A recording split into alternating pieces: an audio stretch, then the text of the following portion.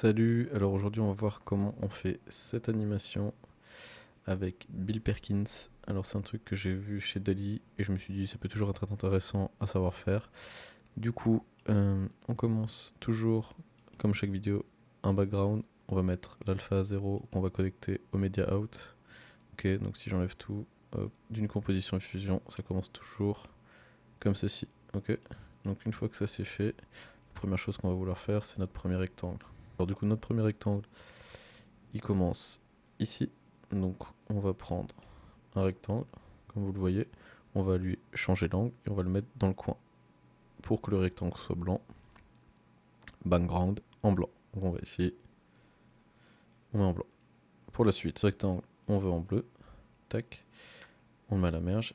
Alors pour que ce soit comme ça, pour qu'il passe en dessous, ça c'est facile, on va ici, opération, normal, opérateur, dessous. Parce que si là on avait mis ça par exemple, ou intérieur, ça marche pas. Donc là on met dessous, ok. Ensuite on veut notre bouquin, on peut chercher ça sur internet, on met en PNG, on me connecte à la merge, là on le met ici, les contours sont un peu dégueux mais ça a été fait vite fait. Une fois que ça c'est fait, on veut notre Bill Perkins, donc on le détourne, pareil, vous pouvez aller sur Photopea, c'est assez facile avec le Magic Calc. Donc vous le détourez, donc là c'est pas très bien fait mais ça a été fait vite fait pour la vidéo. Vous lui mettez un transform pour le mettre dans le coin, un color corrector pour qu'il soit grisâtre, vous le mettez dans la merge, et une fois que ça c'est fait, on va devoir l'animer. Donc là vous mettez une keyframe à 0, une keyframe à 55, vous mettez donc sur le centre XY, sur l'angle, j'ai mis un angle pour qu'il y ait ce côté de il apparaît et il bouge un petit peu. Une fois que ça c'est fait, vous l'avez dans le spline, vous cochez tout, tac, CTRL A, SHIFT S pour qu'il y ait les espèces de S, vous appuyez sur T pour faire apparaître le is in, le is out, et vous bougez ça, vous le mettez plus ou moins la même chose, un peu plus haut, et vous mettez du flou de mouvement, vous pouvez l'augmenter, voir que ça donne une animation un peu plus propre.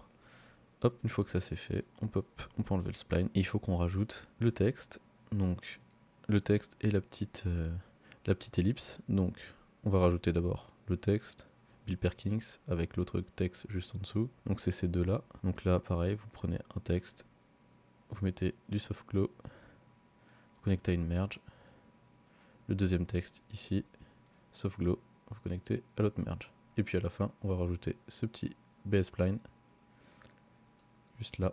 Donc là, vous prenez cette merge là, vous voyez, le BS spline qui est juste ici, dans le truc de base. Une fois que ça c'est fait, vous prenez un point d'entrée, vous allez cliquer en bas à gauche, en bas à droite pour faire la petite boucle, et là où vous voulez que ça se termine.